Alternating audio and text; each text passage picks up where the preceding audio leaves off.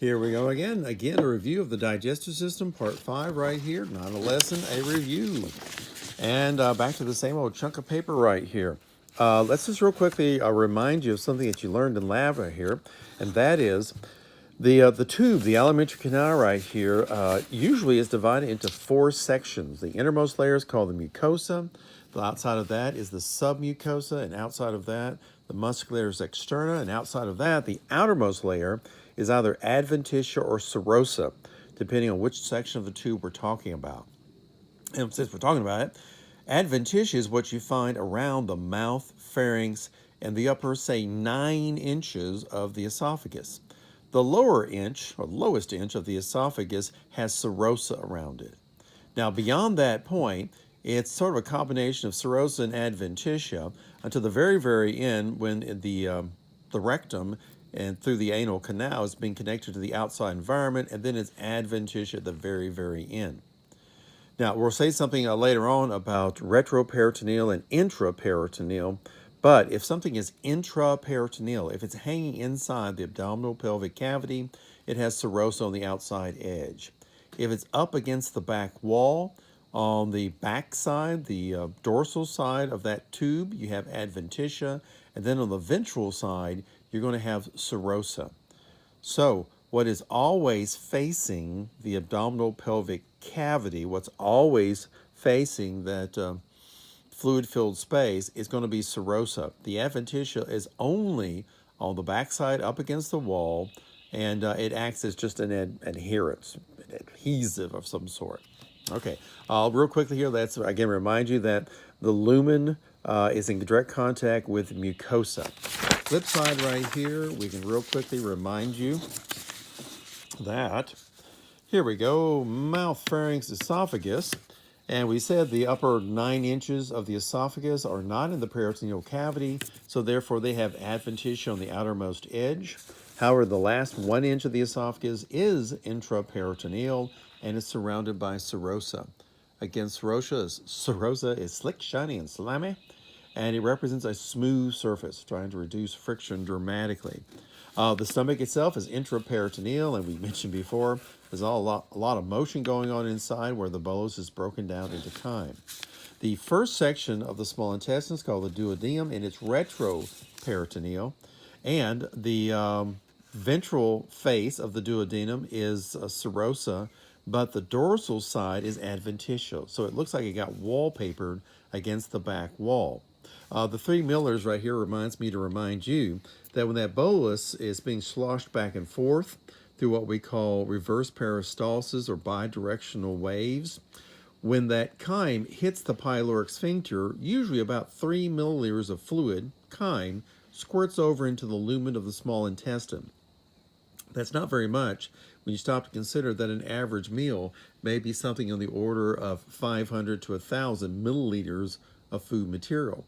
And you only squirt 3 milliliters with each one of these hits over to the small intestine. But the good news is that allows the small intestine to handle that small amount of acid, very acid material, and buffer or neutralize it before it goes any farther. Again, there are approximately 3 waves that hit the pyloric sphincter per minute, so about 9 milliliters of chyme material leave the stomach per minute on the average. Back to the way things are hung inside. The retroperitoneal structures are pasted up against the back wall. The intraperitoneal structures are hanging inside the abdominal pelvic cavity. The last inch of the esophagus is intraperitoneal. It's hanging in the cavity. The stomach is intraperitoneal, surrounded by serosa, hanging in the cavity. The first section of the small intestine is retroperitoneal, the duodenum. It's up against the dorsal wall. The jejunum and ileum are both intraperitoneal, so they're hanging inside the abdominal pelvic cavity by the mesentery. So there's a great deal of motion that's possible. When we move over to the large intestine, it gets complicated because, again, we said that the tube isn't exactly straight. There's a little pouch down here called the cecum, and the cecum is intraperitoneal. On the end of the cecum, there would be the vermiform appendix, which is also intraperitoneal. Each of these things surrounded by serosa. But the first section of the large intestine, called the ascending colon is retroperitoneal. So it's wallpapered to the dorsal side, and it's got serosa on its ventral surface, and it's got adventitia on its dorsal surface. The next section of the large intestine is called the transverse colon, and it is intraperitoneal. It's surrounded by serosa. The next section is called the descending colon, and it is retroperitoneal. It's plastered up against the dorsal wall. The next section is called the sigmoid colon, and the sigmoid colon is sort of bent like an S, kind of looks a bit like an elbow, and it is intraperitoneal. It then connects to the rectum, which connects to the anal canal, and now you've moved outside the abdominal pelvic cavity. So again, whether something has serosa or adventitia, the outside edge, it all depends on whether it is retroperitoneal, intraperitoneal, or not even inside the cavity itself. When it comes down to the 4 layers of the tube right there, we expect there to be mucosa, submucosa, muscularis externa, and then the outer edge. For the upper part of the esophagus, if we took a plug out of the upper part of the esophagus right here, we would look and see there's mucosa up against the lumen, then there's submucosa, muscularis externa with a circular and a longitudinal layer, and then the outer edge of the upper 9 inches is going to be adventitia. However, for the last inch of the esophagus, it's going to be mucosa, submucosa, circular and longitudinal muscle, and the outermost edge is going to be serosa. Oops, off screen there. Right. Oh, by the way, since we're in the neighborhood, ruga. It turns out that there are longitudinal ruts that run down the length of the esophagus, and they're also found inside the stomach, and these ruga basically help direct the food in the direction it should be going. They don't interfere with the motion of the food. In fact, they almost have an accordion kind of a look so that the esophagus and even the stomach can expand outward and get bigger. Okay. By the way, since we're there, when it comes around to what kind of materials make up the lining epithelium of the esophagus, well, the lining epithelium is stratified squamous epithelium. Several layers of dead flattened cells at the surface. And again, this is because the material moving down through here can be very rough.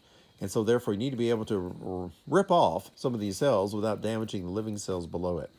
Again, the mucosa is divided into lining epithelium, lamina propria, and then this little bitty fence of muscle right here called the muscularis mucosa.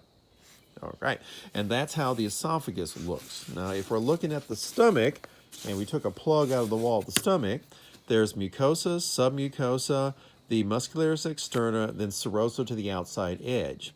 In the muscularis externa, there are 3, not 2, but 3 layers of muscle. This is all smooth muscle, and they're divided into the oblique layer, the circular, and the longitudinal. This extra layer found inside the stomach is able to put a bit of a twist to the motion of the stomach. So it's not just peristalsis, it has a bit of a churning effect also.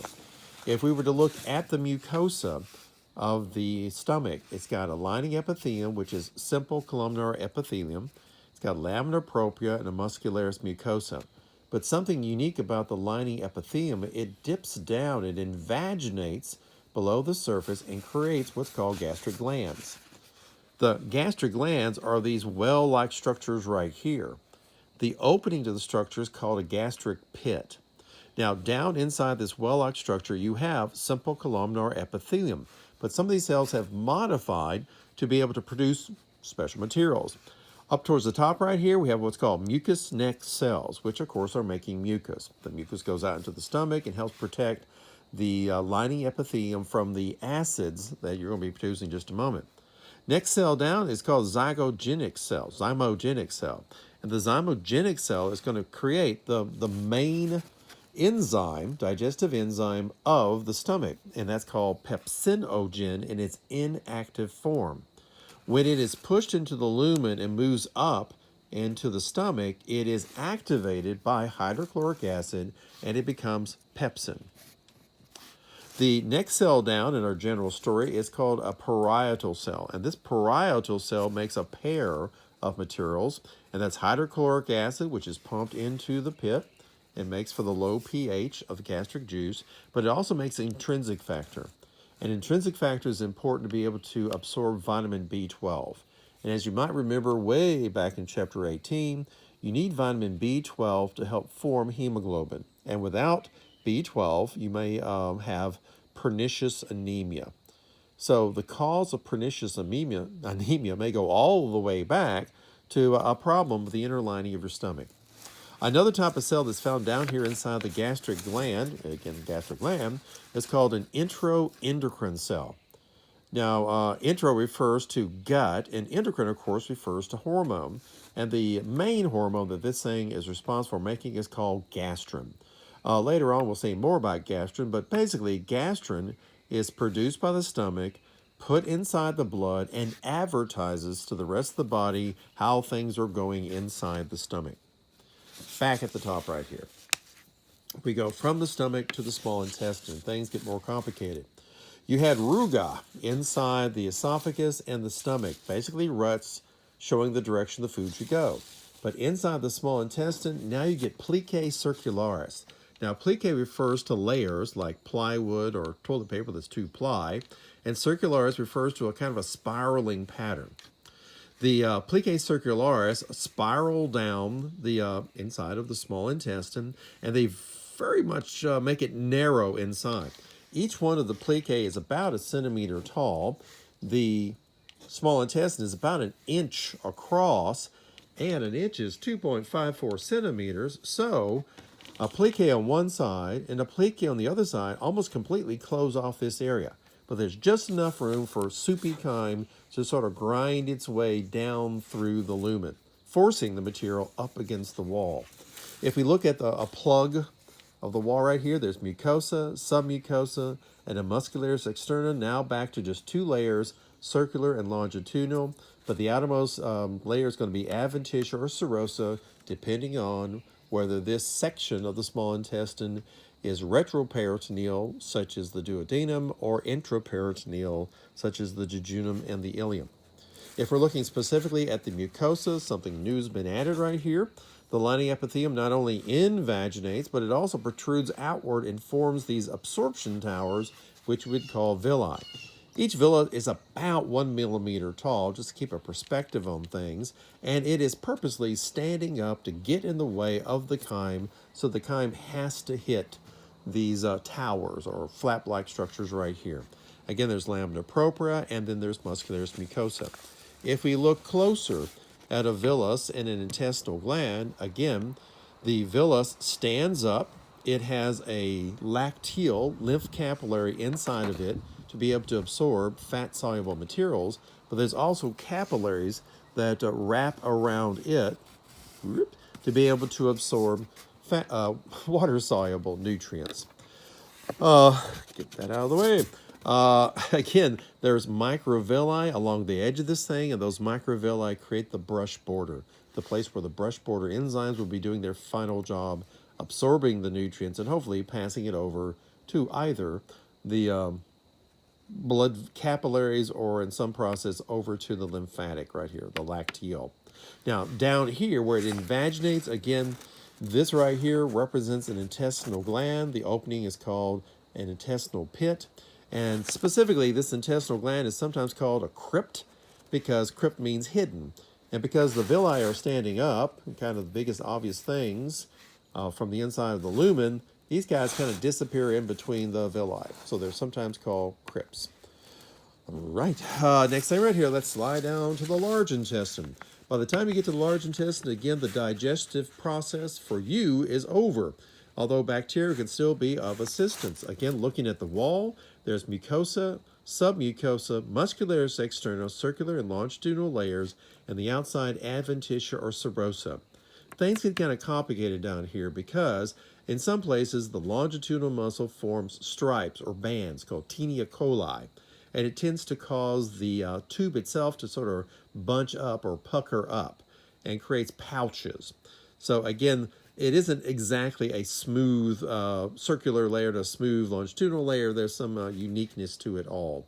And again, whether it's adventitia or serosa depends on whether it's retroperitoneal or intraperitoneal. If we look at the mucosa, again, the lining epithelium invaginates dramatically to make several large intestine glands right here. And if we look specifically at the large intestine gland, you'll see that there's a huge number of goblet cells down along the intestinal gland. And these goblet cells are responsible for making a huge amount of mucus, which both acts as a protective barrier up here against bacteria, and it also represents a kind of a lubricant.